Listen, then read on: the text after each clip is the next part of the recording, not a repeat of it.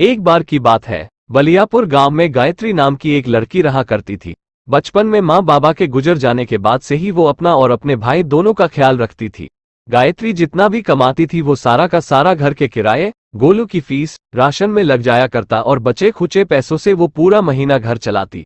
गायत्री का एक सपना था कि वो अपने लिए एक घर खरीदे। एक दिन सुबह गायत्री का मकान मालिक धनीराम उनके घर पहुंचा। धनीराम, घर पर कोई है? गायत्री गायत्री गायत्री कमरे से बाहर आती है। धनीराम, अरे गायत्री, तू आ गई। बता, मेरा किराया कब देगी? तुम तो आओगी नहीं कभी खुद से किराया देने, तो मैंने सोचा मैं ही आ जाऊं। हाँ गायत्री, इस बार तनख्वाह थोड़ी देर से आएगी इसलिए नहीं दे पाए। धनीराम, ये तो तुम्हारा रोज का है, कभी भाई बीमार, कभी पगार नहीं आई, तुम्हारा तो हर बार का है। गायत्री, नहीं, ऐसा कुछ नहीं है, मैं आपको किराया दे दूंगी जैसे ही तनख्वाह आ जाएगी। धनीराम, अरे छोड़ो, तुम्हारा जब मन होता है तब किराया देती हो, कभी टाइम से भी किराया दे दिया करो। गायत्री, ये सब मैं जानबूझकर नहीं करती, बस मजबूरी की वजह से करना पड़ता है। धनीराम, अरे यार, अरे तुम तो दुखी हो गई। अच्छा सुनो, मैं क्या कहता हूं, तुम ऐसा करो, मुझसे शादी कर लो, फिर तुम्हें किराया भी नहीं देना पड़ेगा। ये सब सुनकर गोलू भागकर बगल वाली दादी को बुला लाता है। दादी भागते हुए गायत्री के घर आती है। दादी, क्या तेरा दिमाग तो ठीक है ना? इस उम्र में तू कैसी बातें कर रहा है? अरे शर्म कर, तेरी बेटी जैसी है, इसने बोल दिया ना, जैसे ही पैसे आएंगे वो दे देगी। अब तू जा, मुझे उससे कुछ काम है। धनीराम, अरे ऐसे कैसे? दादी, मैंने कहा ना, तू जा अब, तेरे पास कोई काम है कि नहीं जो तू यहां आ जाता है? जा यहां से। धनीराम, इस बार जा रहा हूं, अगर अब से किराया टाइम पर नहीं दिया तो घर से निकाल दूंगा, समझी? दादी, तो इस पागल की बातों को दिल से मत लगा, ये बुढ़ा तो पागल है। क्या तुझे देर नहीं हो रही है? तुझे भी तो काम पर जाना है। गायत्री, दादी, आज अगर आप नहीं होती है तो पता नहीं मुझे क्या क्या सुनना पड़ता। अच्छा हुआ आप टाइम पर आ गई। ठीक है दादी, अब मैं चलती हूँ। इसके बाद गायत्री गोपाल की फैक्ट्री में पहुंच गई। गोपाल, आओ गायत्री, मैं तुम्हारा ही इंतजार कर रहा था। आज हमें शहर से बहुत बड़ा ऑर्डर मिला है। और हाँ गायत्री, कढ़ाई का काम तुम ही करोगी। अगर ये ऑर्डर पूरा हो गया तो मैं तुम सबको बोनस दूंगा। सब मन लगाकर काम करना। सब अपने अपने काम में लग गए। कई दिनों तक काम करने के बाद ऑर्डर पूरा हो गया। गायत्री, सुनो रेशमा, मैं घर जा रही हूँ। तुम्हारा काम हो गया है तो तुम भी चलो। रेशमा, नहीं, अभी थोड़ा काम बाकी है, तुम जाओ, मैं मालती के साथ आ जाऊंगी। गायत्री, ठीक है। इसके बाद गायत्री घर चली गई। उसके जाते ही मालती बोलती है, मालती, ये गायत्री ना, जब देखो अपने मन की करती है। पहले तो सुबह देर से आती है और शाम को जल्दी चली जाती है। रेशमा, छोड़ ना, तू भी कुछ भी बोलती है। सुबह उसके घर में कुछ हो गया था और अभी उसका काम खत्म हो गया। वैसे भी जाने का समय तो हो चुका है। मालती, तू तो जब देखो उसकी तारीफ करती है। रेशमा, अरे छोड़ ना, बहुत काम करना बाकी है, अभी जल्दी जल्दी अपना काम कर। अगले दिन सारा ऑर्डर पैक करके शहर भेज दिया जाता है। 2 दिन बाद सब अपना काम कर रहे थे, तभी शहर से उस कंपनी का मैनेजर वहां पहुंचता है। मैनेजर, गोपाल, कहां हो तुम? गोपाल, अरे आप यहां कैसे आना हुआ? मैनेजर, बस करो ये सब। तुम्हें मैंने कितना जरूरी ऑर्डर दिया था और तुमने क्या किया है? कम से कम ऑर्डर भेजने से पहले कपड़ों को देख तो लेते। गोपाल, अब क्या हुआ सर? मैनेजर, ये देखो, कहीं से कपड़े खिंचे हैं, कहीं पर धागे उलझे हैं। मुझे तुमसे कोई बात नहीं करनी है, मुझे हमारे सारे पैसे चाहिए बस। गोपाल, ऐसा मत कहिए, हमें एक और मौका। कुछ नहीं सुनना मुझे, मुझे बस मेरा पैसा चाहिए बस। गोपाल बहुत दुखी हो जाता है। वो अंदर जाकर पैसे लाता है और मैनेजर को उसके सारे पैसे दे देता है। मालती, देख लिया आपने, इसकी तारीफ करते नहीं थकते थे और उसने क्या किया। एक काम दिया था, वो भी ढंग से नहीं किया। मैं तो कहती हूँ इसको यहां से निकाल दो। आज इसकी वजह से पहली बार आपको किसी से इतना सब कुछ चुनना पड़ा। गायत्री, ये कैसी बातें कर रही हो? तुम्हें क्या लगता है मैं ऐसे काम करके भेजूंगी? मैंने कभी भी ऐसा काम नहीं किया, समझी तुम? मालती, पहले तो काम खराब करती हो फिर झूठ बोलती हो। गायत्री, तुम ये सब क्यों बोल रही हो? गोपाल, तुम चली जाओ। तुम्हारे जितने भी पैसे हैं वो मैं दे दूंगा। आज से पहले किसी ने भी मुझे मेरे काम के लिए इतना बेइज्जत नहीं किया। आज मुझे पहली बार यह सब सुनना पड़ा। तुम चली जाओ बस। यह सब सुनने के बाद गायत्री दुखी मन से वहां से चली गई। गायत्री गांव के तालाब के पास जाकर बैठकर रोने लगी। शाम होते ही गायत्री अपने घर वापस लौट गई। दादी, क्या हुआ गायत्री? तुम इतनी दुखी क्या हुआ? क्या हुआ बच्चे? गायत्री, दादी, जो ऑर्डर हमारी फैक्ट्री में आया था उसे किसी ने खराब कर दिया। सब कह रहे हैं कि वो सब मैंने किया। आप तो जानती है ना दादी, मैं ऐसा गलत काम कभी नहीं कर सकती। दादी, हाँ मैं जानती हूँ। तू चिंता मत कर, सब ठीक हो जाएगा। गायत्री, आज अगर माँ और बाबा जिंदा होते तो मुझे ये सब नहीं सहना पड़ता। दादी, ऐसे मन उदास नहीं करते बेटा, कभी कभी समय बदलने में वक्त लगता है। जानती हो सबसे ज्यादा जरूरी क्या है? ये समझना कि एक दिन सब ठीक हो जाएगा। इसलिए आराम से घर जाओ, देखना तुम्हें जल्दी कोई काम मिल जाएगा। गायत्री, दादी, मुझे खुद की चिंता नहीं है। मुझे गोलू के लिए डर लग रहा है। बिना नौकरी के मैं उसकी देखभाल कैसे करूंगी? दादी, तू चिंता मत कर बेटा, सब ठीक हो जाएगा। इसके बाद गायत्री घर चली गई। उसने देखा कि उसका भाई घर पर इंतजार कर रहा था। गोलू, दीदी, आप आ गई? गायत्री, तुम बाहर क्या कर रहे हो? अंदर चलो। गोलू, क्या हुआ दीदी? आप उदास हो? अरे नहीं बाबा, मैं बस थक गई हूं। चलो तुम पढ़ाई करो, मैं रात का खाना बनाती हूं। रात का खाना खाने के बाद गोलू सो गया, लेकिन गायत्री नहीं सो पाए। वो पूरी रात रोती रही और मां को याद करके रोते रोते उसकी आंख लग गई। सपने में उसे रोशनी आती हुई दिखी। गायत्री, ये कैसे रोशनी है? मां, मैं हूं गायत्री, रो मत बेटा। आज के बाद तू कभी दुखी नहीं रहेगी। कल जब तू उठेगी तो तुझे तेरी जिंदगी का सबसे बड़ा तोहफा मिलेगा। गायत्री, आप आज तक क्यों नहीं आए मुझसे मिलने?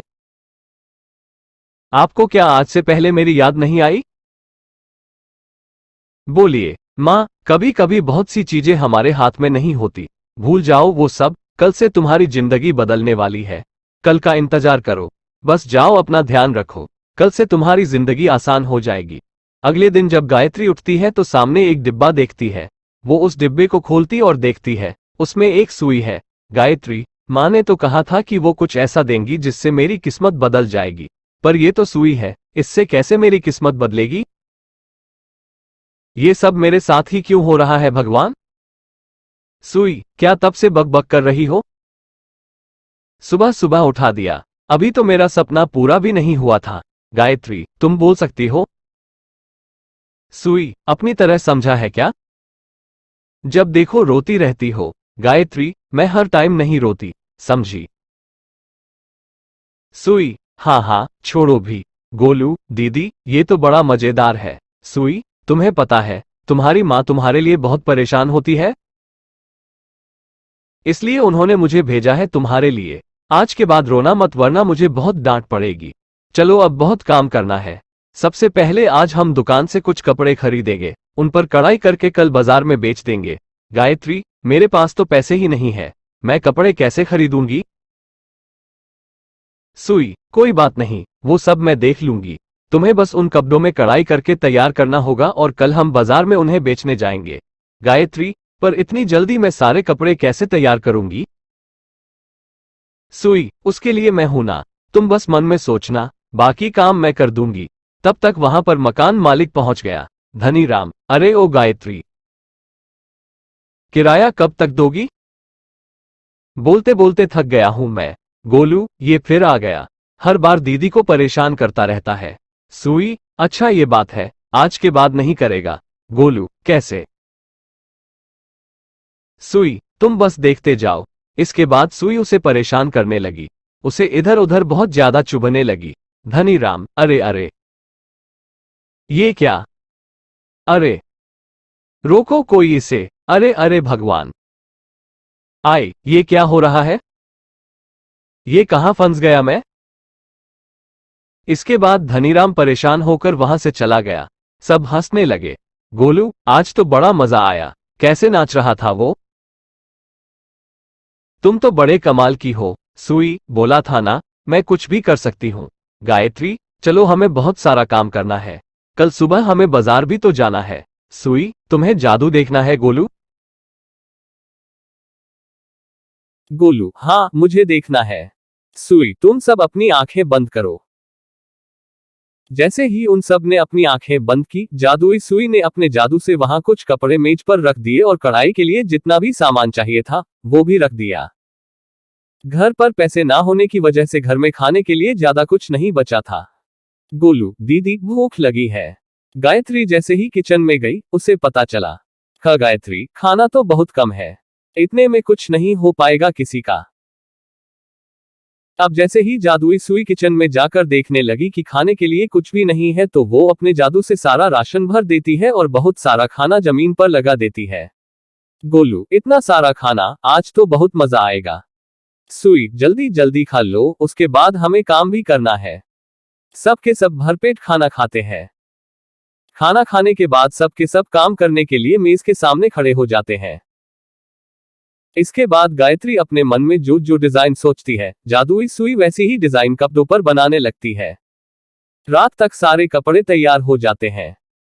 अगली सुबह गायत्री बाजार जाती है और एक अच्छी सी जगह देखकर वहां पर अपना सामान लगा देती है। गायत्री, आइए आइए।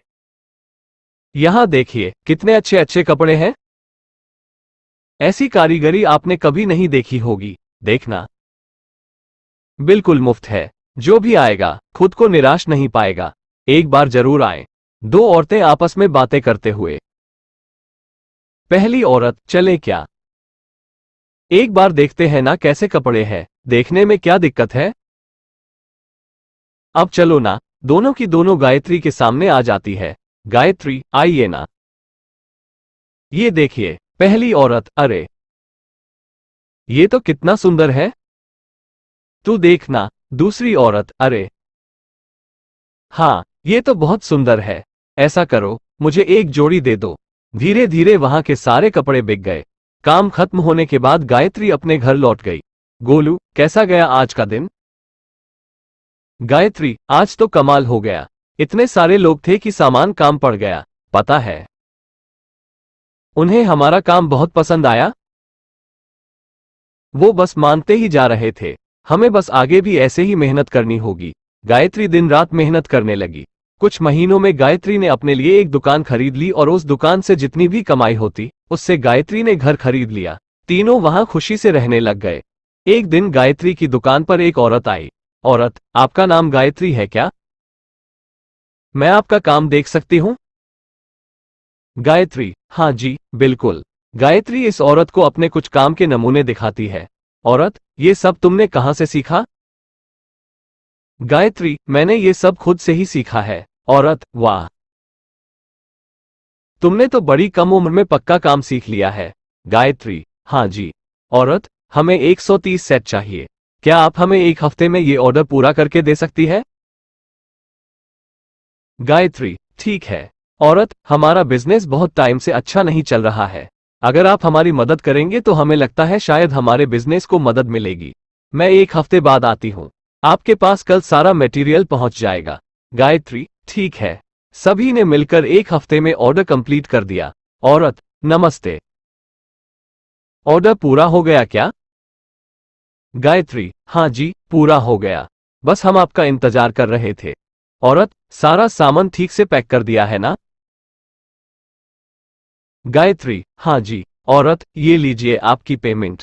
इसके बाद वो औरत सामान लेकर चली जाती है। जो मैनेजर पहले गोपाल की दुकान पर आया था, वो मैनेजर इसी औरत की कंपनी में काम करता है। औरत, ये लो, इस बार हम जितने भी लहंगे डिजाइन करेंगे इन्हीं कपड़ों से करेंगे। मैनेजर, मैडम, आप ये कपड़े कहाँ से लाए हैं? इनमें तो कितना बढ़िया काम हुआ है। मैडम, मेरी मौसी की बेटी ने इनसे कपड़े खरीदे। जब मैंने उसके कपड़े देखे तो मैंने पूछा कि तुमने ये कहां से खरीदे? तो उसने मुझे उनका पता बताया। फिर मैंने वहां जाकर उनको हमारे लिए 130 सेट पूरे करने का ऑर्डर दिया। मैनेजर, मैडम, आप क्या हमें उनसे मिलवा सकती है? आगे से जितना भी काम होगा खुद जाके कंप्लीट कर दूंगा। मैडम, ठीक है, मैं कुछ दिनों बाद दूसरा ऑर्डर देने के लिए उनके पास जाऊंगी, तब तुम हमारे साथ चलना। कुछ दिनों बाद मैडम और वो मैनेजर दोनों के दोनों गायत्री से मिलने उसकी दुकान पर जाते हैं। दोनों कार से उतरते हैं। इसके बाद वो औरत गायत्री की दुकान में काम करने वाले एक आदमी से कहती है, मैडम, गायत्री को बुलाना। गायत्री बाहर आती है। मैडम, इनसे मिलिए, ये है गायत्री। वो ऑर्डर इन्होंने ही पूरा किया था। मैनेजर, तुमने ये ऑर्डर पूरा किया है? मैडम, तुम क्या इन्हें जानते हो? मैनेजर, हाँ मैडम, उस दिन जो हमारी कंपनी का बहुत बड़ा लॉस हुआ था इन्हीं की वजह से हुआ था। इन्होंने कपड़े इतने बेकार भेजे कि उस दिन का पूरा इवेंट इनकी वजह से खराब हो गया था। मैडम, ये तुम कैसी बातें कर रहे हो? इन्होंने इतना अच्छा काम किया है, भला एक कारीगर अपना काम खराब करके अपना नाम क्यों खराब करेगा? मैनेजर, वही मैं भी सोच रहा हूं। तो उस दिन ये काम किसने किया? गायत्री, मैंने सारा काम सही किया था, लेकिन पता नहीं क्या हुआ कि जब आप उस पार्सल को लेकर गए सारे कपड़े खराब निकले।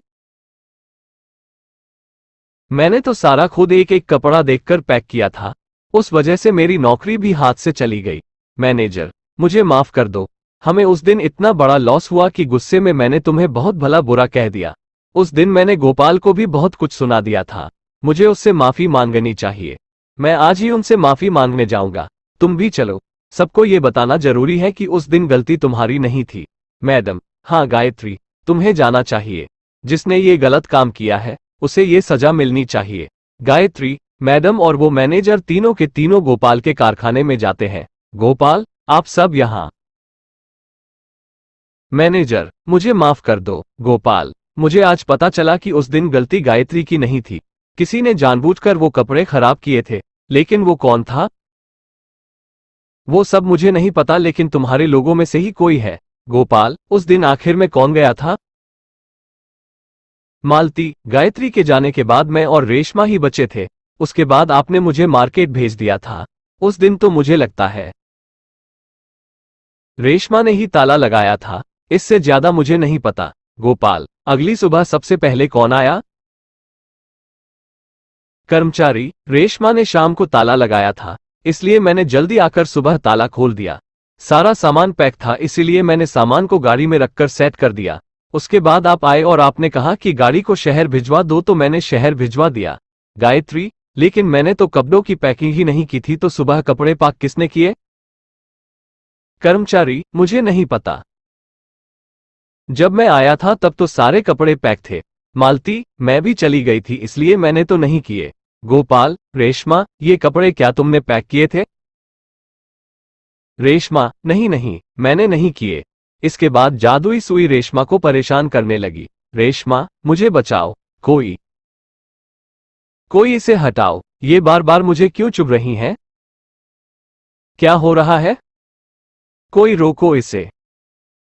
मैं बताती हूं। गोपाल, सच बताओ। अगर तुमने सच नहीं कहा तो मैं तुम्हें पुलिस के हवाले कर दूंगा, फिर बाकी पुलिस ही देखेगी उन्हें क्या करना है।